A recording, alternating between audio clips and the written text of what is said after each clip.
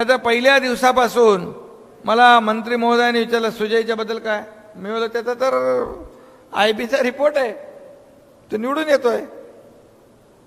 पण हे under current जो आहे सगळा जो, आणि ज्या पद्धतीने तुम्हाला मी सांगतो खूप मोठ्या प्रमाणावर मतदान झालं, अगदी परदेशातून पण मतदार आले,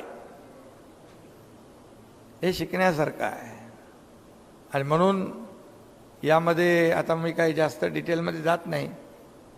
समोरच्या महाविकास आघाडीच्या नेत्यांना माझ्यापेक्षा मंत्री महोदय फार चांगल्या प्रकारे ओळखतात, कारण ते बऱ्याच वर्षापासून त्यांचे आणि म्हणून कामाची पद्धत, कार्यपद्धत, सगळ्या गोष्टी.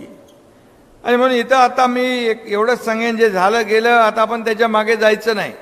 तरी भरपाई पाहिजे का नाही? सुजय काय नाराज होऊ नको, आपण लढणारे आहोत, लढून पुन्हा लढू, पुन्हा जिंकू.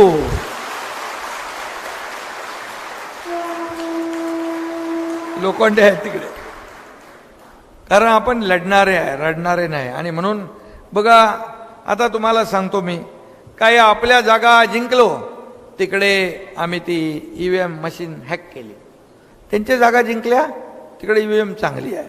हे असं कुठं असतं का? आता जाऊ दे, त्या मला त्याच्यामध्ये जायचं नाही आहे.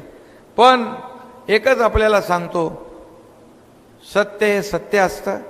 आणि एखाद वेळी तुम्ही लोकांना फसवून काही इप्सित साध्य करू शकता, परंतु पुन्हा पुन्हा ते होऊ शकत नाही. आज एवढं काम, आज या आपल्या मंत्री महोदयांच्या पूर्ण आजोबांपासून, वडिलांपासून, खरं म्हणजे सहकारीची बीजं इथं रोवली.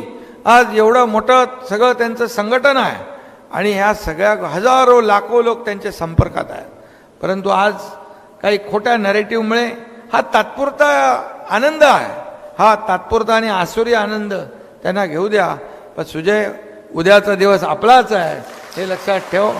आणि तुम्हाला मी विश्वासाने सांगतो, येणाऱ्या विधानसभेच्या निवडणुकीमध्ये महायुतीचा झेंडा फडकल्याशिवाय राहणार नाही.